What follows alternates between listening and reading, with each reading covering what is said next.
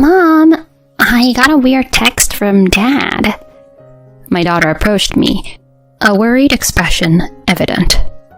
My husband was out of town on business, and while he had said to reach out if anything came up, I was puzzled about why he'd message our daughter. Intrigued, I glanced at the text, and the accompanying photo left me stunned. Beneath the image was a remark from my husband, teasingly predicting my reaction. It's a picture from yesterday, baby. I'll be at the hotel again today. In a fury, I left the house to meet someone. From that moment on, my husband was in for a tough time. I'm Sandra, and I'm 32 years old. I have a corporate job as an executive secretary, and I'm also a stay-at-home mom. My husband, Tony, also works in an office setting and is on the fast track because of his outstanding contributions. Our daughter, Stacy, is a first grader. She's a bit of a handful at times, but overall, she's turning out to be a sweet kid. Life seems pretty good with a steady job, a successful husband, and an adorable daughter. To outsiders, it might seem like I'm living the dream. But behind closed doors, we had a problem. Tony had this habit of making offhand remarks to both our daughter and me. What's more, he genuinely thought he was being helpful. Tony and I originally met in a college group. I first saw him as this good-looking guy who always looked put together. But then, I wasn't really into him. I just thought it was cool having a handsome guy in the group. At a group outing, I had a bit too much to drink and felt sick. Amid the party's chaos, I was hesitant to step away. That's when he gracefully escorted me outside. When I expressed my gratitude, he just smiled and said, "Don't worry about it." After that, I started seeing him in a different light. Eventually, I plucked up the courage to swap contact info, and he was on board. Things clicked. I shared how I felt, and we started going out. We stuck together even after college. We got married when I was 25. Life as a married couple was smooth, and many even said we seemed like the ideal pair. I felt on top of the world, but as time went on, I began to see things differently. He was no help around the house. We'd talked about splitting chores since we both had jobs, but he'd always come up with reasons, saying he forgot or was swamped at work. "Tony, why are the dishes and laundry still here? You said you'd handle them the other day when work got busy. And I even swapped tasks with you." No matter how much I called him out, it didn't seem to matter. His apologies always seemed insincere. "I honestly forgot. I'm beat today, so can you take care of the chores? I swear I'll remember next time." But he never followed through. Even worse, he'd ask for personal favors while deep into his games on his smartphone, casually saying things like, "Make me some coffee," or "Get my clothes ready." Once after I'd made pork chops, he said, "Actually, I was in the mood for steak. I'll pass on the pork chops. Whip up something different?" I was so ticked off, I could have thrown something at him hard. Most of the time, I wound up doing all the household chores myself. I never thought he could be this thoughtless. In the midst of these trying times, we welcomed our daughter, Stacy. I held on to some hope. Perhaps, with a kid, he'd grow up a bit and step up. But I was wrong. Childcare was left to me. Sure, if I asked for help, he'd do it, but he clearly wasn't thrilled. Once I overheard him say, "Well, you are her mom." It was as if he thought raising our child was solely my duty. Isn't raising a child a shared responsibility? Why doesn't he get that? Whenever I'd ask him to change diapers or give her a bottle, he'd do it, but begrudgingly. If she got even slightly fussy, he'd hand her right back, saying it was too much for him. When I needed him to watch her while I cooked, he'd just hang back, engrossed in his phone. At worst, he'd just let her zone out with an iPad. And that was it. When bedtime rolled around, or when I asked for a ride, he'd pass, saying he was wiped out. On nights when she was particularly fussy, he'd go to another room to avoid the noise. And weekends, while I balanced house chores and parenting, he'd sleep in, play on his phone, and just veg out on the couch, oblivious to our crying child. He left all the tough stuff to me, but wanted the fun parts. Like when she was about a year old and acting out, I had to lay down the law. Of course, she cried, but I believed it was for the best. Seeing this, Tony nonchalantly said, "Wasn't that a bit much? She's just a kid. Kids will be kids. I think you're going overboard. As her mom, shouldn't you be more understanding?" I can't even begin to describe how I felt then. I never wanted to be the bad guy with my daughter. Even though I had tough moments with her, it was all because I cared about her future. What could he possibly know? Always taking the path of least resistance and barely participating in parenting. Throughout Stacy's younger years, I held back from confronting him in front of her. But when she turned 4, his attitude shifted. He started dishing out unasked for advice on her upbringing.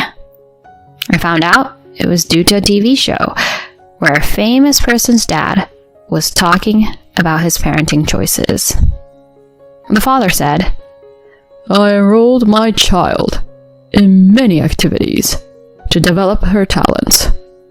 Inspired by this, Tony suddenly wanted to emulate that dad. Honestly, it seemed ludicrous to me. Sure, that celebrity might have refined some skills through classes, but their success was mostly their own making. No matter how many lessons you push on a kid, it's pointless if they're not into it. I want Stacy to have a carefree childhood. But Tony, ignoring my opinion, enrolled her in a ton of classes: piano, swimming, and ballet. And he did this without even asking me. Naturally, our little girl was overwhelmed with all this stuff when she just wanted to have fun, leading to more meltdowns. While she did enjoy swimming, she wasn't into piano or ballet. So I let her stick with swimming and pulled her out of the other two. But when he griped, saying, "Why'd you pull her from piano and ballet? If she ever goes into entertainment, she'll need those skills. You're depriving her of possibilities. If you cared, you'd have kept her in those classes." His nerve was something else. I couldn't even begin to find words that described how irritated I was at him. Our daughter never expressed interest in entertainment or showbiz. Why push these lessons on her? Later, I told him straight. I took her out because she didn't want to continue. She's only 4. Playtime with friends is more important than endless lessons for her right now. Don't drag her into your fantasies. I'm thinking of her future too. Stop making me out to be the bad guy. She didn't sign up for this. If she doesn't want these classes, I'll pull her out. Count on it. He still looked pretty annoyed. Still, he went behind my back, enrolling her in gymnastics, French, and karate. But I pulled her out when she expressed disinterest. I wished he'd stop the cycle, but he kept it up. Then, when she turned 6, he wanted her in a computer class, a half-hour drive away. By this point, I was working and couldn't manage the pickups and drop-offs. Despite me telling him this, Tony still signed her up. To make matters worse, he lied to my mom, telling her we both agreed on it, and asked her to do the driving. My mom, ever the sweetheart, said, "Kids should learn all they can. I've got this." Which made me feel even worse. But to my surprise, the computer class worked out, and Stacy liked it. Just when I thought we were on even ground, he said, "This is the digital age. Let's get Stacy a smartphone. She's getting the hang of the internet with her class." I was dead set against this. A smartphone for a first grader seemed way too early. I kept thinking about those online incidents involving young kids I'd heard about on the news. The idea of her getting caught up in something scary was too much. Still, over my objections, Tony took her to a store and got her a smartphone using our shared savings. He said he'd teach her how to use it, but whenever she had a question, he'd just brush her off with, "Ask your mom." This all culminated in a big blowout, me yelling, "I've had it." We only cooled down when Stacy started crying, but I was still seething. I even considered divorce, but thinking about our daughter kept me in check. A bit later, Tony was set to leave on a business trip for several days. He seemed oddly upbeat about it, which got me wondering. And then the next day, something totally unexpected happened. As I was prepping dinner, Stacy walked up, looking troubled. "Mom, can you come here for a sec? I got a text from Dad." "From Dad? What did he say?" "I don't really get it. There's a picture attached." Her face gave away her confusion. Why did she look so upset? It all made sense when I saw the image. My husband had sent a picture to our daughter, and it was definitely inappropriate. The photo was of a woman in just her underwear, wearing his jacket. I was dumbfounded. Under the photo was a message. "This was from yesterday, baby. I'll be at that hotel again today." He even mentioned the room number. Everything fell into place. He wasn't on a business trip. He was having a fling, and accidentally texted our daughter. I was livid. If my daughter hadn't been right there, I would have gone ballistic. I tried to calm her. "It's okay, sweetie. I've got this." But inside, I was plotting.